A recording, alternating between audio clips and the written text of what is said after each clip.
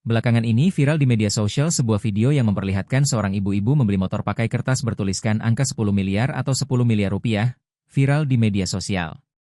Dilansir tribunnews.com, Corporate Communication MPM Honda Jatim, Nur Aziza menjelaskan, video direkam pada tanggal 24 Februari 2025 kemarin. Kejadian tersebut terjadi di sebuah dealer Honda di Kediri, Jawa Timur. Sedangkan sosok ibu-ibu merupakan warga yang tinggal tidak jauh dari dealer. Wanita tersebut merupakan warga di sekitar dealer. Ibu tersebut awalnya secara tiba-tiba datang dengan membawa sejumlah kertas tertera nominal angka yang ditulis menggunakan ballpoint. Ia datang sendiri tanpa ditemani orang terdekatnya. Pegawai yang bertugas kemudian menerimanya dengan baik. Pada akhirnya, pihak dealer memberikan penjelasan terkait uang kertas yang dibawa tak bisa digunakan membeli motor. Tidak lama kemudian, ibu tersebut kembali ke rumahnya.